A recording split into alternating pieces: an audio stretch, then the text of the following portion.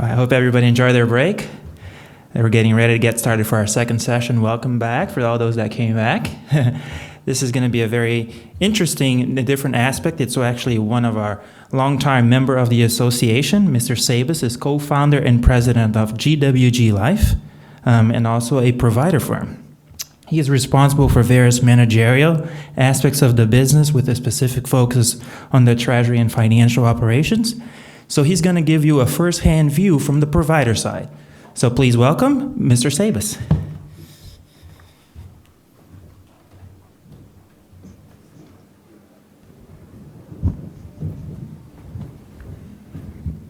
Thank you, Wes, and thank you all for attending. I think you all appreciate, I hope you all appreciate the job that Lisa's done with Darwin and his staff, Wes, Shannon, and Michael. They do an amazing job for their resources, and this event has been fantastic. This place has my vote for next year. I just want to put that on record. So I'm here to talk about life settlements and retirement planning.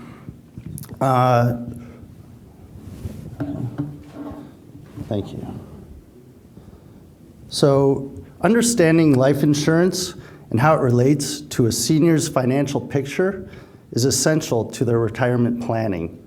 And I hope from my talk today, you'll have a better understanding about life settlements and how it provides you, an advisor, with a huge opportunity to help your clients.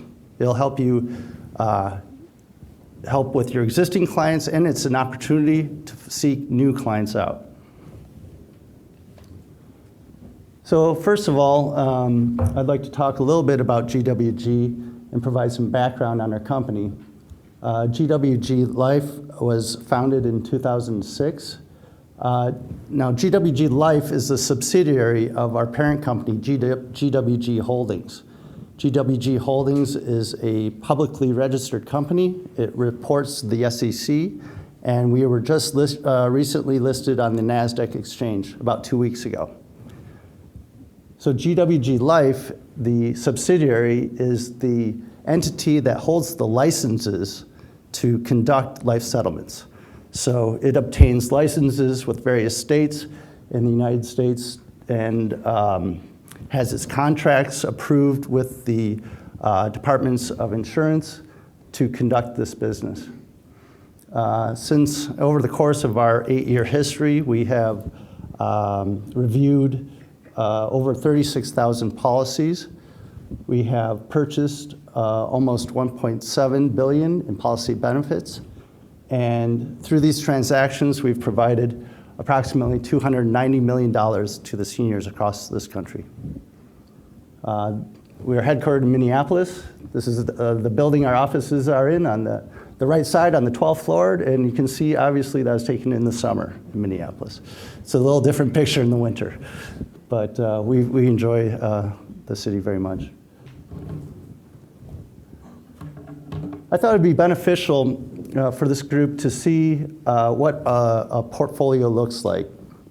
Since we report to the SEC, this is our filing in June of 2014.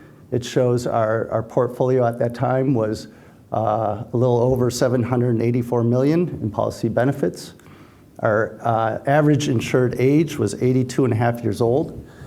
And I thought this was a useful representation of the portfolio. You can slice and dice a portfolio many different ways. This shows on the bottom, it segmented by age. So there are 5-year age brackets, starting with age 65, going up to 90 plus. And you'll note that roughly 93% of the portfolio is age 75 or greater. So these are the age groups that are typical for a life settlement transaction. This portfolio has been built since roughly 2009. So over a 5-year period, these policies have been purchased. And you can see the age groups that we're hitting. Those are the age groups that are primarily transacted upon.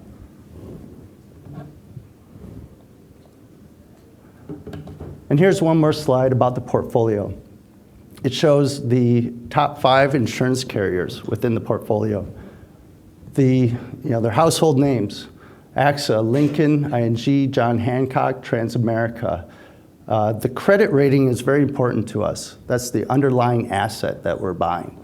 And as you can see, of these top 5 carriers, more than half, 420 million of the portfolio are these top 5 carriers, and they have an S&P rating of A- or better. So it's a highly credit-worthy asset that we're buying.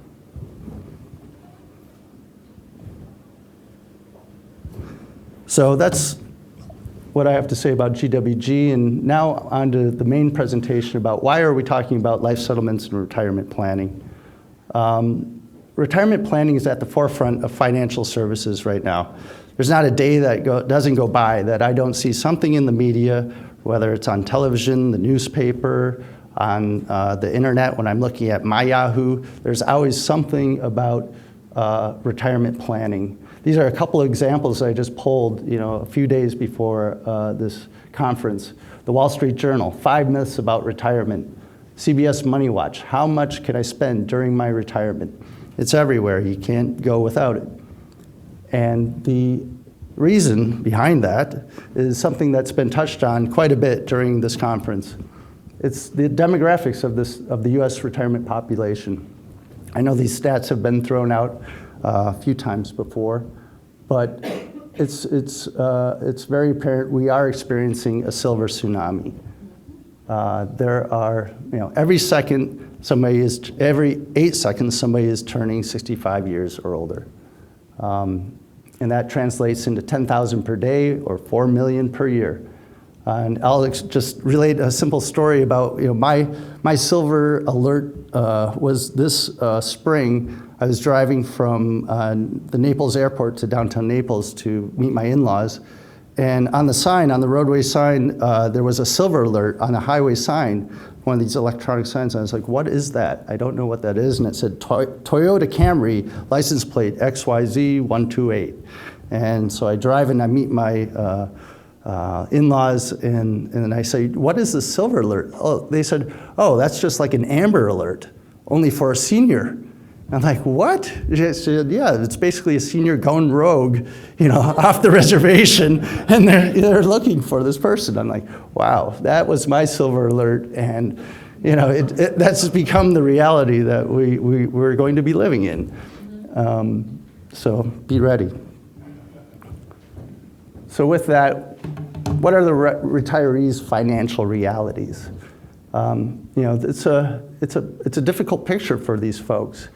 As you all know, when a retiree experiences retirement, they're faced with going on to fixed income. They rely on their savings, a pension, Social Security, and the low interest rate we have been experiencing is unprecedented, as far as I know.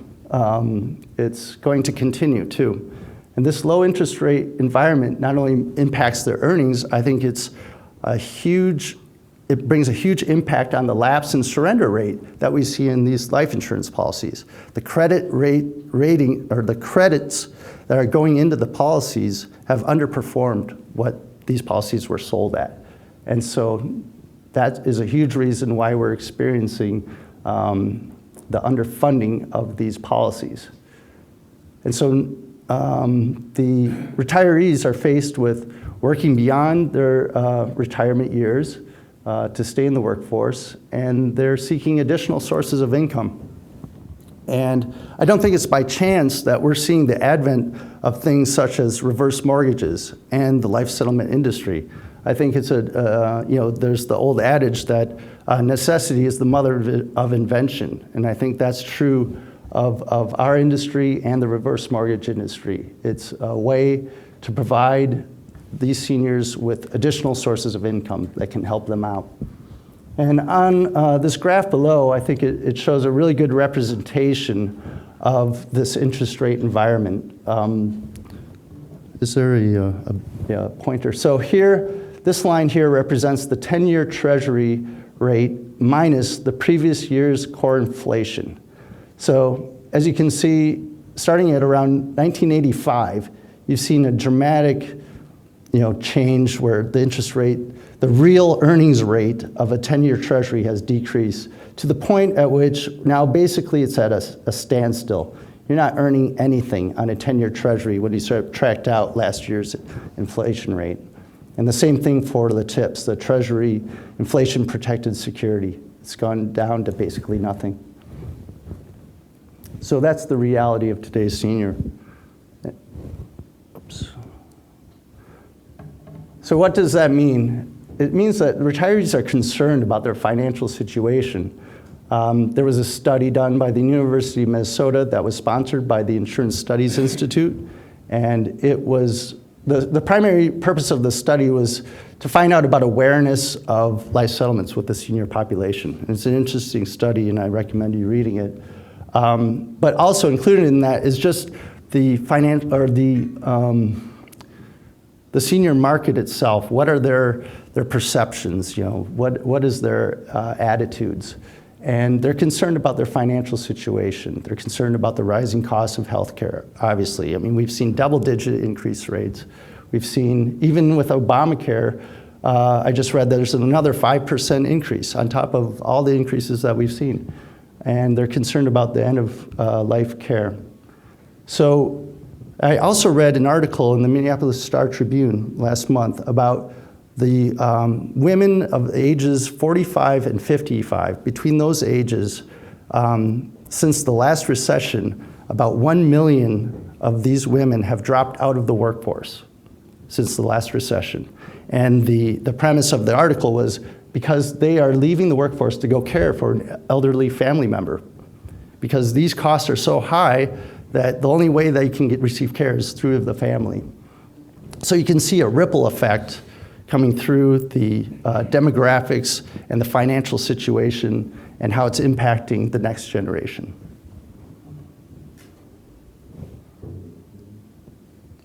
So this presents a huge opportunity to the financial advisor. These people need your help. And it's not, I use financial advisor because GWG, we work with many financial advisors, but this includes attorneys, CPAs, family members, anybody who is trying to help with a senior's financial situation. It's the opportunity to discuss retirement planning, and you can lead with making the best use of somebody's life insurance. It's something that needs to be talked about. It's a way to engage existing clients, and it's a way to seek out new clients as well.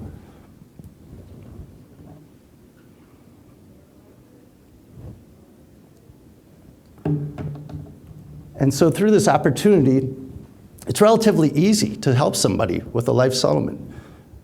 Here are the requirements, the Arizona State Life Settlement Broker License Requirement. These are the things you need to do to bring a policy to sale.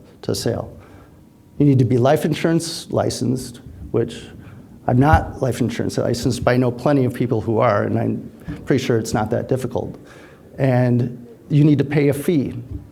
The fee is, they try to marry up the fee with your life insurance license. So it's $250 if your license expires, your life license expires in less than 2 years, or it's $500 if your life license expires in more than 2 years. So they're just trying to marry up the two licenses. And then you also have to notify the Arizona Department of Insurance within 30 days of acting as a life settlement broker. That's it. It's fairly simple.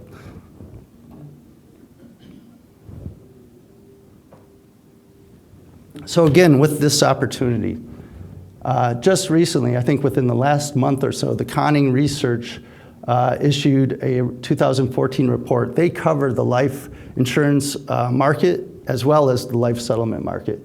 And in this life settlement market report, they estimated the total face value of life settlements that will be settled in 2014 to be $2.6 billion.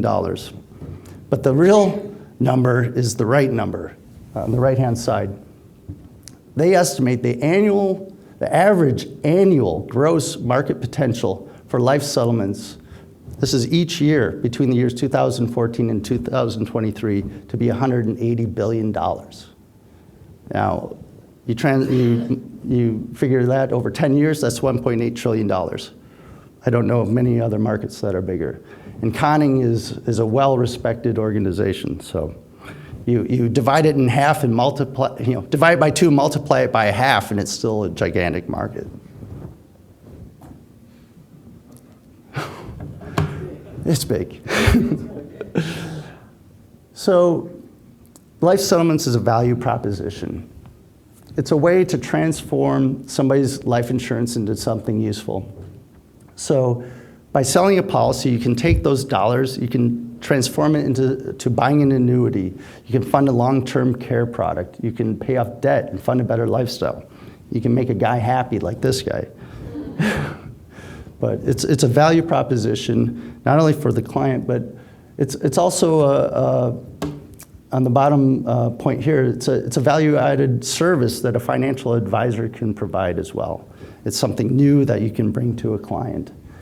It's the actuarial value of a life insurance policy can be a multiple of the cash surrender value.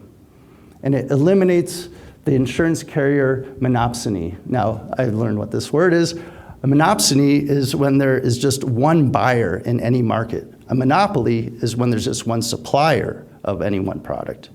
So the life settlement market, it eliminates the insurance carrier monopsony. I think the perfect analogy is that you go out and buy a Ford truck. Before our market, before our life settlement market, all you could do with a Ford truck is sell your Ford truck back to Ford.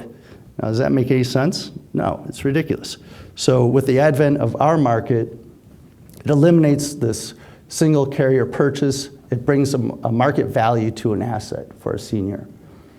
And the way that we at GWG like to market the life settlements is by what we call we productized life settlements. You can sell your policy. You can keep a portion of your death benefit. That's called a retained death benefit option, which I'll discuss a little bit more in the future. It's an important development in the market, in our market. You can trade your policy in for a different asset. You can sell your policy and buy an annuity, that's income, and you can fund long-term care, or you can take the proceeds of a life settlement and use it to gift to your grandchildren. You can use the annual gift exclusion, $14,000 a year. You can distribute to your grandchildren and gift that value. So there are many options that can be discussed with your clients. So a little bit more about the KEEP option, the retained death benefit option. This is a relatively new development whereby it's a life settlement transaction, but the policy owner receives not only some cash for the transaction, but they retain generally between 10 and 50% of the death benefit. And they do that via an irrevocable assignment of the benefit. So it cannot change who they assign generally their heirs become the beneficiary of a portion of the death benefit. And a lot of people love this option, just so you know. So when should a retiree consider a life settlement? A change in health status is obviously an important life situation whereby the value of a policy increases in the life settlement as the health condition worsens. And marketing put in this picture, it cracks me up a little bit. It's like this guy's getting fed his pharmaceuticals in the morning. I feel a little bad for the guy, but that's our picture here for a change in health status. So change in financial status, that's obviously a biggie. People who can no longer afford their policy, life settlement is a perfect opportunity. And policies every year on their anniversary date, the cost of insurance increases. So that's another time to consider a life settlement because those policy premiums are increasing over time and on each anniversary. And then I'll bring up the fact that term policies that are convertible to permanent insurance are perfect opportunities for life settlements, and I'll go into more detail later. But it's important to know that often the right to convert a policy is gone after age 75. So you lose that right to convert. So it's an important milestone to be aware of.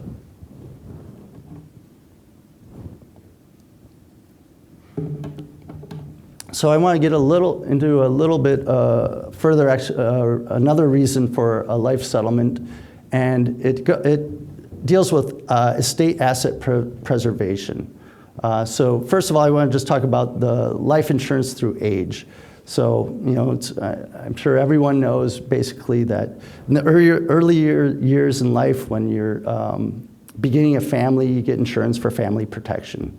And then later, you need to protect your income through the prime earning years. And then age 65 and older, you're basically looking at life insurance as a vehicle to protect your estate assets because of the death tax, which can be up to 50% of your estate. So typically people would buy life insurance to hedge against that death tax because the proceeds of the life insurance policy are tax-free, as we all know. So people would buy policies to protect their estate from death tax. But, the big but now, is the lifetime gift tax exemption has changed dramatically over time. So the graph down below to the left shows that in the late 90s up to the year 2010, the lifetime gift tax exemption, so this is the amount you could gift to your heirs for any one individual, was around $1 million. Well, in 2011, that jumped up to $5 million. So that is the amount that can be passed down. So right now in 2014, that amount has increased to $5,340,000 for any one individual. So it's basically eliminated the need for estate asset protection, a primary purpose for life insurance. So that's, again, a terrific opportunity to discuss with a client if they have a life insurance policy for that reason.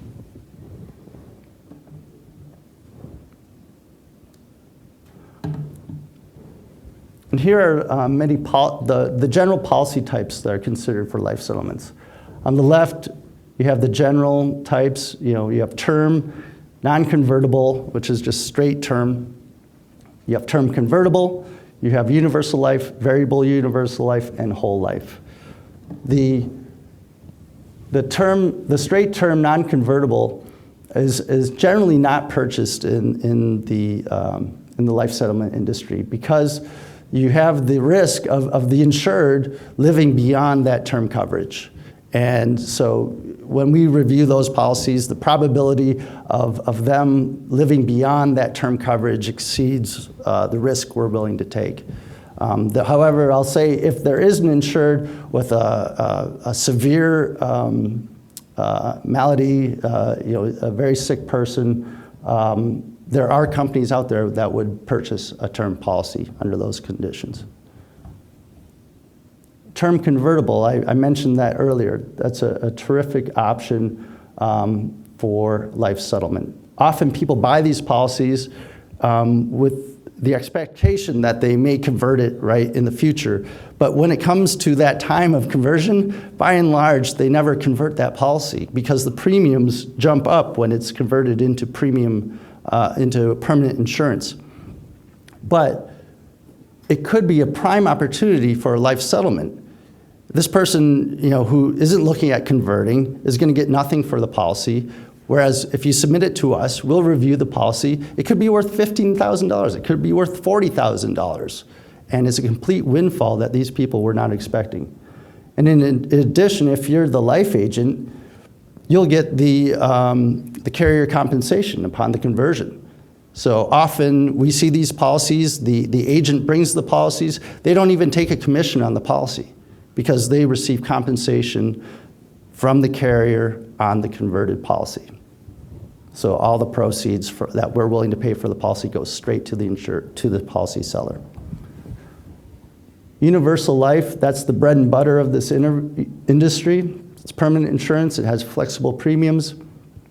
So by and large, those are the policies that are being traded today. It has no disadvantages, huh? Zero.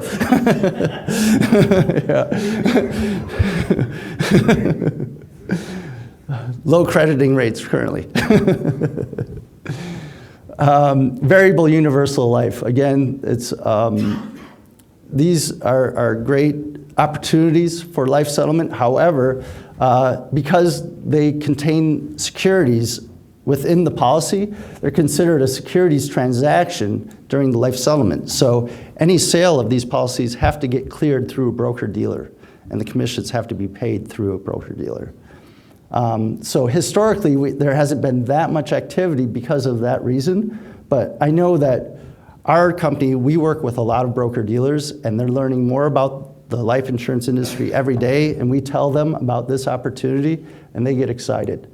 So I think you'll see in the next few years the variable universal life come into the forefront of the life settlement picture.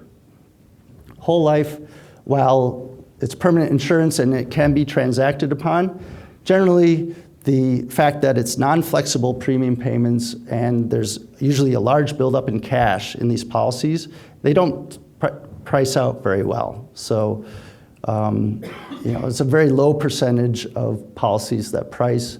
It's actually good insurance for the policy owner, and so they don't price very well, and you typically don't see them traded in the market.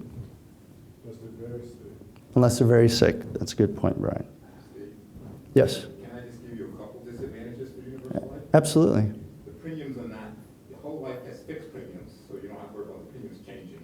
When you buy universal life, the premiums could go up. And universal life is considerably more complicated with all the shadow accounts and all the other things compared to some of the other ones. Yes. So it is the bread and butter, and we deal with it every day. You're right. Yep. But it does have some disadvantages compared to some of the other ones. Thank you. You're welcome. It's at the same disadvantage for the policy holder that keeps it, doesn't it, that it has investor in terms of the premiums going up. I recall doing some advisory work for a physician that was retiring, and what they didn't tell them was that if you want to keep the policy that we paid for you while you were working, that premium is going to go up because it's that universal life policy. And oh, by the way, we can't tell you how high or how long that'll be, which was a real disadvantage for your plan. People who bought Phoenix policies discovered some of the disadvantages of that universal life policy. Yeah, that's true. The cost of insurance was increased. Yep. We have to use the mic. Oh, sorry. Yeah. Okay. Okay. All right. So here, this slide shows a representation of a general timeline of a life settlement transaction. On the bottom, it shows the total approximately 120 days. And that can vary quite a bit, especially it depends a lot on whether you're coming direct to a provider or you're working through a broker. So there are quite a few differences that can affect the timeline. But at the beginning stage, basically what you need to do is create a beginning package, right?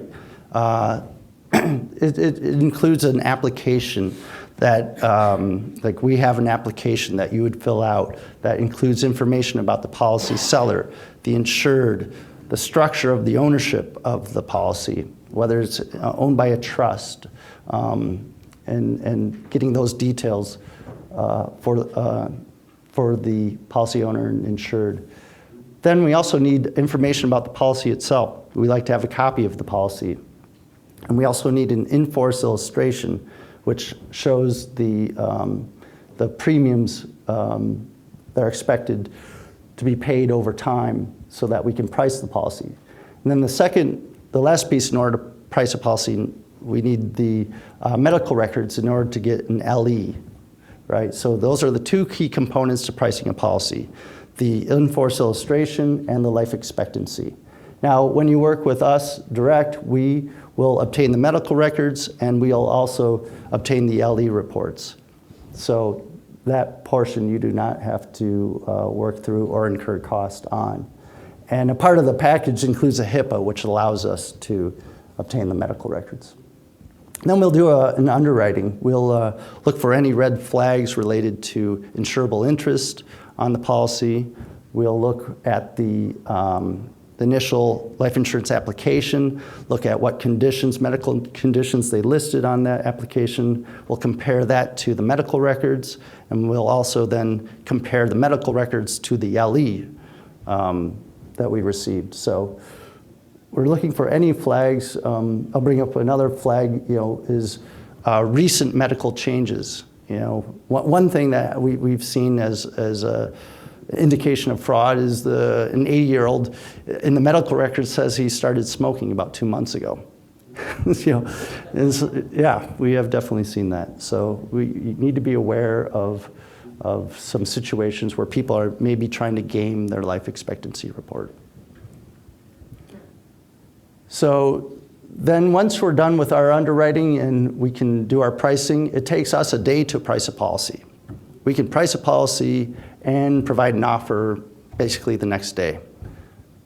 So that is really quick compared to, say, like an auction that goes on where a broker is seeking information from various companies. And then it moves into, once an offer is accepted, we move into a contracting phase where we'll create and issue the contracts. The seller completes and returns them. We ask for copies of driver's licenses, additional documentation if we're missing something related to a trust or what have you. If it's a company-owned policy, we like to see company documents. So we complete our final due diligence review, and then we receive the change of ownership forms. Once we receive the change of ownership forms, we'll fund money into an escrow account. The monies are held in escrow until the carrier provides us with written acknowledgement that we are now the owner of the policy. Once that's occurred, then we release funds to the seller. We're the owner, they get their money, and then there's a 15-day window of rescission. The seller has the right to rescind the transaction. If there's buyer's remorse, seller's remorse in this case. If there's seller's remorse, they didn't like the transaction for whatever reason, they have a right to rescind the agreement, and they would return the money and we'd transfer ownership back to the owner, the seller. That's, in our 8-year history, that's happened one time. And the reason why?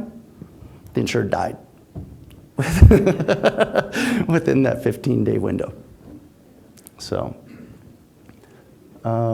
that's the general outline of a transaction.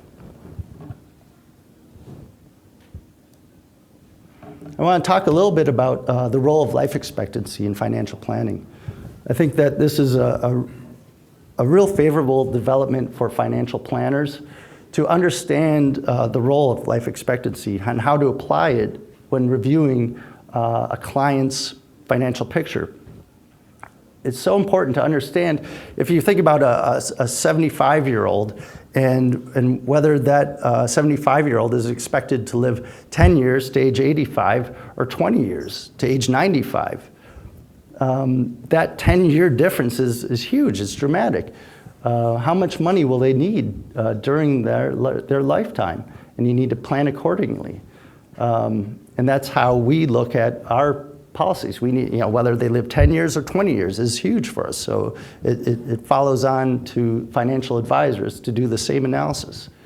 And when we review a policy, or when you talk to your clients, you can discuss whether those dollars can be put to better use when you review, hey, you're going to have to be paying into this policy for 20 years. Are you prepared for that? Do you have the wherewithal for that? Or can we do something different? And this is interesting about life expectancy methodology. So before I came here, I did a quick search, because there's all sorts of calculators out there that help you determine what your life expectancy is. So if you just Google life expectancy calculator, you get all sorts of results. So I just picked a few. I took Northwestern, Mutual, AXA, and the Social Security Administration has a calculator as well. So I put in my information. I tried to answer it as honestly as I could for each one of these calculators. So Northwestern Mutual, it's called the longevity game. Apparently this is what I look like here. I drive a red car and eat a beanstalk or something. And so they asked 12 questions, and it gave me life expectancy. I was expected to live to age 94. I said, hey, I'm doing pretty good. I answered, the same sort of questions with AXA. Each one's a little different, but obviously they're using a different table. I don't think you can read that necessarily, but I think that was 78 years. So using AXA, they said I'm gonna live 78 years. And that's a difference of 16 years, which is dramatic. It's tremendous. And obviously you heard about, life insurance, life expectancy tables and what is used. Obviously AXA is using a very different table than Northwestern Mutual. But they have their own purposes, right? For whatever reason, they provide whatever table they're using.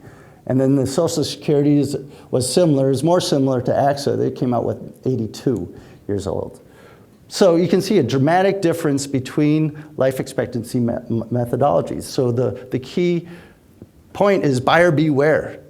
Know what you're getting into. Know where your life expectancy is being created from, because they're not all created equal. And that's where I'll give a plug to our industry, life expectancy providers. These are the primary ones that are used in our industry: 21st, AVS, Fasano, and EMSI. They've been in this industry for 10 years plus, and they have, you talk about the data that was presented earlier in the conference about the life insurance carriers and how they're starting to catch up to the data, whereas these guys have been studying this population age for 10 years. That's their primary demographic that they study. So in my opinion, they're the real experts. I did something on the internet the other day, said I was going to be 132. Oh, good for you. You're doing well. It's long. Yeah. Yeah, no. Well, maybe. So another question we often get from advisors is, what is the tax treatment of a life settlement transaction? And up until 2009, it was relatively an unknown. You'd had to rely on your CPA to come up with what they thought the best classification, characterization of the transaction was. Well, in 2009, the IRS finally came out with a ruling that helped clarify the treatment, the tax treatment of a life settlement transaction. They state that a life insurance contract is a capital asset, so it's like property, which means it is characterized as a capital gain transaction. However, there's the but. The surrender of a life insurance contract results in ordinary income, not a capital gain. So as you'll see, I'm going to go through the surrender scenario and the life settlement scenario, and you'll see how this surrender value of an insurance contract plays a role in the life settlement situation. So hopefully it'll provide some clarity on how to treat a transaction. So here's the surrender scenario. So in this case, a policyholder, by the way, this case is taken, these numbers are taken from the IRS ruling itself. So if you can look it up on the irs.gov site, you can see basically this exact scenario. So surrender. Policyholder has paid $64,000 in as premiums for the policy. And I make note about a $10,000 cost of insurance that was consumed by the insurance company. So just keep note of that. So basically that should be read. It's a reduction of what was put into the policy. Okay, so just keep that in mind to keep the policy in force. And then when the policyholder wants to surrender the policy, there's a surrender value of $78,000. So there was an accrual credit that increased the value of the policy, the cash surrender value. So it's a relatively simple calculation for the surrender. You take the surrender value, $78,000, and subtract out what was paid into the policy, the $64,000, to give you a net $14,000, which is subject to ordinary income. So it's a real simple scenario to calculate the surrender scenario. And keep this in mind too. So keep in mind the $10,000 and the $14,000. That's the ordinary income portion in this example. So here's the life settlement scenario. You have the same situation. The policyholder put in $64,000 for premiums. But in this case, rather than surrendering, he's selling the policy for $80,000. Kind of losing battery here. So $80,000 is the settlement amount. So remember I said that, keep in mind that $10,000, that cost of insurance number, well, you have to subtract that out of the premiums to get to what is called your tax basis, okay? Because that $10,000, that cost of insurance, you received a benefit for that cost of insurance. You received that life insurance was in force, and if you died, you would have collected the death benefit. So you have to subtract out that cost of insurance from your premiums to obtain your tax basis, okay? And so then the gain on the sale is the $80,000, right, that the investor is willing to pay, the $80,000 minus the tax basis. So that is equivalent to $26,000 is the gain on sale, okay? And now the last piece is on that $26,000 gain, you have to break that out into that, remember that $14,000, that was the cash surrender value difference? That was the ordinary income portion. So you have to, that was the net inside buildup of value. So that's the ordinary income that you have to count for. And then any excess amount, this $12,000, which is 26,000 minus 14, this excess amount is now treated as the capital gain portion. All right, so it's a little complicated, except now we have clarity. We know how to calculate it, and you have an example to go from. So I'd rely on your tax advisor as always, but you have now a guidance on how to calculate it.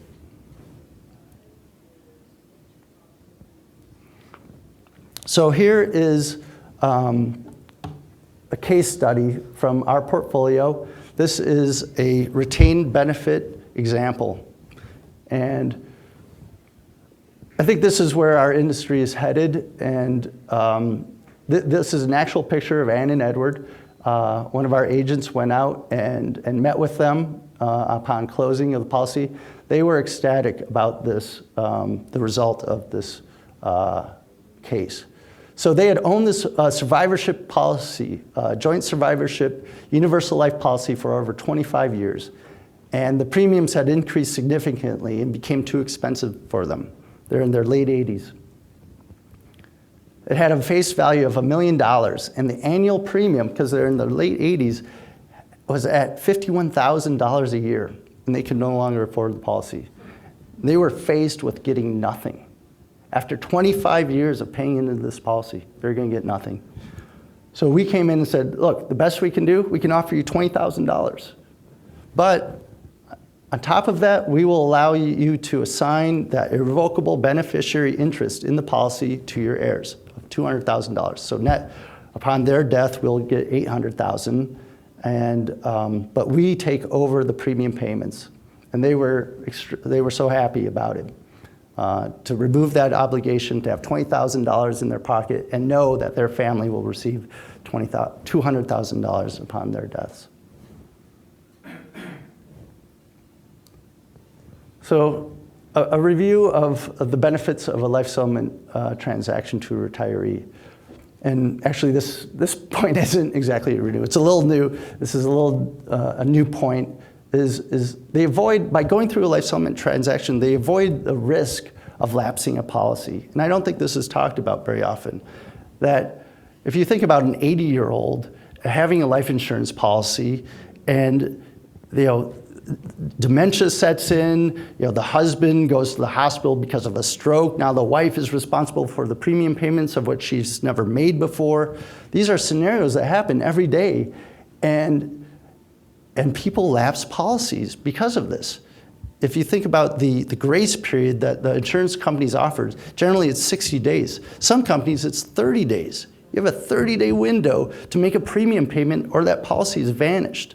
That policy, that $1 million policy you paid 25 years into, 60 days later is gone. And so it's actually a life settlement is a risk avoidance strategy. And as we all know, it's a relief from the burdensome premium payments which increase over time. It's an opportunity to change a negative cash flow asset into a positive one. Sell the policy, convert it into annuity, buy muni bonds, even though you're not going to earn very much interest. But at least you're getting some value. And obtain a greater value for the policy than the cash surrender value. That's the basic premise of our industry. Get a real value. Get the actuarial value of your policy, not the surrender value. Don't let the insurance companies win every single time. And finally, just working with GWG Life, we conduct all of our own due diligence. We do all of our own pricing. We do all of our servicing in-house. We hold our own licenses, and we are the investor. Many providers out there in the industry, they are doing transactions with an investor behind them. So they're submitting the information to the ultimate investor. They're going back and forth. Meanwhile, we make all of our own decisions. We hold our policies, and we are going to hold them to maturity. That's our business strategy. And we'll help you. We have collateral that will help you. We'll teach you how to do this business. And it's really not too difficult. And having the presentation materials is important. It can really help facilitate a transaction. So, and very finally, resources. Again, I want to bring up Lisa. They've done a tremendous job on their website. It's up to date. It has all the information about every state. It's a fantastic resource, and I highly recommend it. And then finally, go visit us at gwglife.com. So thank you, and I'll take questions.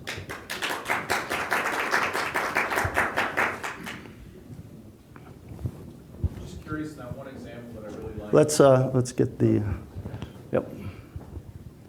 I was curious, the one example that I really liked was the couple that you had, the $1 million policy going back there. And just prior, you were talking about the tax implications. Is this basically treated as you bought an $800,000 policy as opposed to $1 million and the taxes get done exactly the same way? Or is there something special if you're doing a retained benefit that you can do for them? No, there's nothing special in this situation. They received $20,000 in cash. They didn't have any surrender value, so there isn't any ordinary income that gets ascribed to it. So, and I'm sure their cost basis, based on the fact they paid over 25 years, is well above the $20,000 they received. So, in fact, they probably won't pay any tax on that because the cost basis is so high. Okay. Thanks. Mm-hmm. Anything else? All right, well, thank you for your time and attention. I forgot to hit the timer, so I don't even know where I ended up, so thank you.